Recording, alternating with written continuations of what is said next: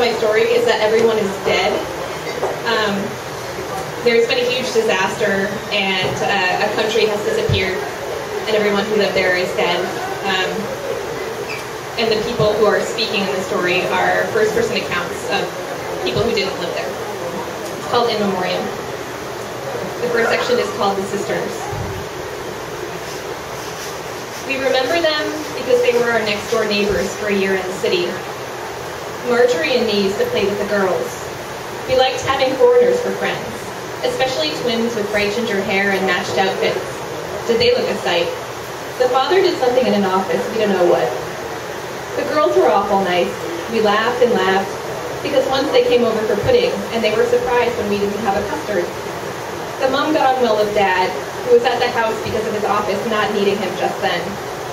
They came over for tea, and Dad put on the radio in the laundry room so that we girls danced until we fell over in a fit, and then Dad sent out some popsicles to the back garden. And while adults talked inside about adult matters like utilities payments, we'd pretend the daffodils were teacups. Why yes, I shall have some honeysuckle cordial. And how is your fiancé, Prince Filbert VIII? And then the whole mess happened with Dad and Mom, and now it's just us and Mom in the country, where it's always raining when we want to have a picnic, so there are no more daffodil teacups, no more ice lollies in the grass.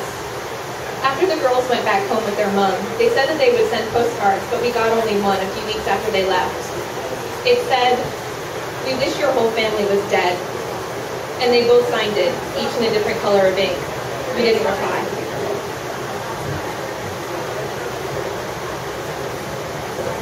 The next section is called The Host. We remember them nearly every week. It's hard to avoid in this game, both literally and metaphorically speaking, when every day I passed him in the hallway between our dressing rooms. On the wall was a blow-up of a magazine spread, the 10 most beautiful on the small screen. He was photographed laying on a deck chair in his yacht, and said that the silver crest of hair was as God made it. My hair and makeup girl said that she heard that he got frost near the temples, exactly where he touched when he did that idiotic two-fingered salute whenever he passed me. "Game on," he said as he charged down the hallway. Game what? His type of show was all the rage. Board games with live cockroaches, physio challenges, and a food segment where contestants cook with mystery ingredients after they've done a 5-minute hustle through a jungle of peanut butter. Who News It is the old style. Who News It has a walking stick and a cup of chamomile before bedtime at 8:30. Who News It eats a tin of soup and declares it a meal. Who News It farts under the table and pretends not to have heard. Who News It is shit, in short. But my contract went until next summer, and my agent said that there was nothing doing, so who knew it would be. We staggered along in the same dribble. The name of the president's dog who died of cancer, the location of the most recent International Debt Summit, the coordinates of the newly identified galaxy where a double star glowed so bright it sent lashes of green heat thousands of miles into the dark. Men with sawdust curls and small check coats dutifully squeezed their buzzers. 107.2 Mark IV, the Compleiades. And then it happened. I watched from the living room like everybody else. Who News It was canceled for a few weeks until everyone got tired of being upset and regular programming could resume. I saw him in the hallway on the first day back.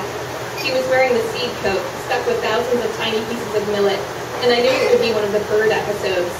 People really love the bird episodes, especially when it's a raptor double challenge. "Can't believe it," he said, shaking out a seed that had fallen into his cup. At the concepting meeting, we dealt with the obvious question, do we or can't we? One of the younger conceptors, who had relatives there, argued against. "It's too soon," she said, her lips wobbling, her eyes floating to a spot just above the center of the table. "Dog shit," the senior guy said. "It's news. We go with it."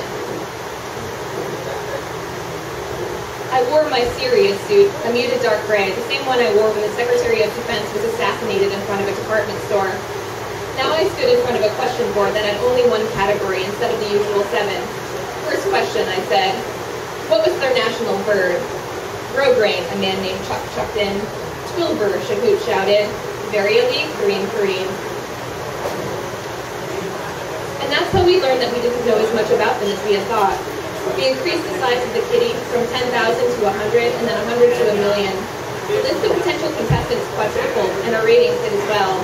What started with solemn incantations naming obscure district governors grew into recreations of rural dances with King Street's Triple D sport players reference of each contestant's dance partner, with points awarded for technical skill, accuracy of footing, and glee. Reprints of their almanacs, encyclopedias, and trivia books overtook the stores. Everyone wanted to learn more and to earn more. Did you know, for instance, that their national anthem was in blind verse? Or that a holiday on the 20th of June honored a saint who emitted a sort of air freshener from his palm? Nor did I, to be honest, but I recited the answers as if I'd always known them. Along the way, our contestants picked up more facts about the extinct culture, and with the inevitability of winter, tax season, and your wife finding out about your new tart through a blurry tabloid photograph, the contestant won the top prize and let the gas out of 18 weeks of manufactured hysteria. Our ratings dropped 62% from one night to the next. He winked at me in the hallway. "What'll it be now?" he said. "Do you need to annihilate a whole other country or what?" "Ruff, ruff, ruff," sounded his laugh down the hallway, the noise of quail feathers beating against a cage. I licked my thumb and removed a bit of dye that had smeared below his temple. "Game on," I said. By that time, we were building to the next arc, my retirement. Commercials advertised the countdown until my last show, with sepia images of the last 20 years. The highlight was the woman who won the top prize, 10 million.